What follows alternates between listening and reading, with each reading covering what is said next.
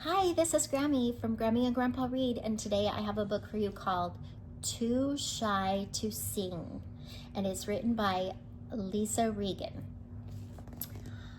Canary was busy tidying his nest. He sang to himself as he gathered tiny twigs to make his home stronger. Canary loved to sing, but only on his own. He was much too shy to sing in front of other birds. Canary heard a rustle in the bushes and froze. Had someone heard his song? Is anybody there? He called. But it was only the wind in the branches. Canary relaxed and started to sing his beautiful tune once more. Canary stepped back to admire his handiwork. He thought, it needs a few finishing touches, and he looked for more twigs. As he flew, he passed a tiny blur of colored wings. It was a hummingbird flitting from flower to flower, sipping nectar from the blossoms. Canary watched in amazement as Hummingbird flew backwards and then hovered in the mid-air. "Oh, hello," called Hummingbird. "What are you doing?"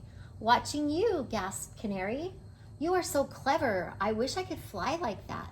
Hummingbird buzzed his wings busily and thought for a moment. "I'm sure you are very clever in other ways."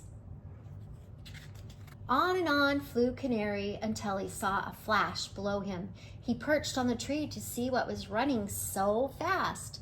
It was Ostrich hurtling along at top speed. She was the fastest bird Canary had ever seen. Canary flew down to take a closer look, and Ostrich skidded to a halt in a cloud of dust. "Oh, hello," said Ostrich. "What are you doing?" "Watching you," gasped Canary. "You are so speedy. I wish I could run like that." Ostrich tipped her head to one side. "But you don't need to run fast. I bet there is something that makes you unique too." But Canary didn't think he was unique at all. Canary flew on until he spotted some tasty berries. He stopped and pecked at them to cheer himself. Suddenly he heard footsteps and watched as Peacock strutted out from beneath a bush. Peacock slowly fanned his tail into a magnificent display of blue and green and turquoise and turned around to show off to his friends. Canary gave a sigh. "Oh, hello," Peacock called. "Why do you look so sad?" Canary flew down to land next to Peacock. "I was just looking at your tail," he gasped. "You are so beautiful. I wish I looked like that." Peacock folded his tail onto the ground behind him. "My tail is only for showing off," he said. "I'm sure you have something that all the birds admire." But Canary didn't think he did. Canary flew on his way, stopping here and there for a snack. A glint of light caught his eye. Bowerbird was busy putting finishing touches on his nest. "Nearly done," huffed Bowerbird to himself. "I have a stone and sticks and feathers and flowers and some shiny glass to make this nest magnificent." He looked up and saw Canary watching. "Oh, hello," he called to Canary. "What are you doing?" "Watching you," gasped Canary. "You are so talented. I wish I could make a nest like that." Bowerbird moved a stone a little bit to the left. "It's what I'm good at," he said, "but everybody is good at something. I'm sure you are especially good at something too." As he made his way back to his nest, Canary heard a familiar song rising from the forest below. He flew down to take a closer look.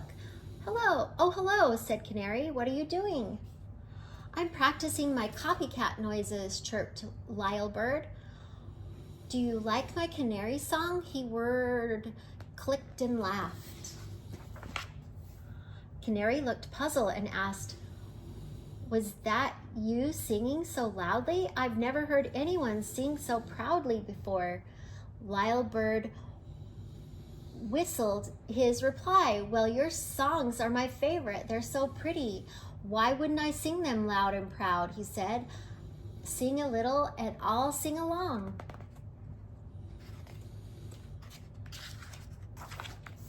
Canary hesitated.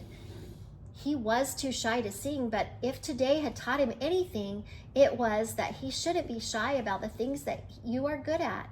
So he took a deep breath and started to sing. Lyrebird sang along, following Canary's notes. Canary felt his shyness slipping away as they sang together, louder and louder. Canary sang his heart out.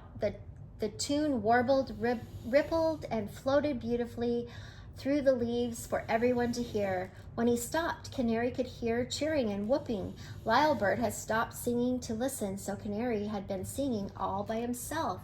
Canary's friends were all standing around him, looking amazed. "Wow," they cried. "We wish we could sing like you." Canary puffed out his chest with joy. He proudly opened his beak and sang as loudly as he could. He had finally found what made him special. Oh, I love this book because it talks about how we all have our own special talents and we should share them with others because it will help make everybody happy. I hope you like this book. Please subscribe to our channel and like the video.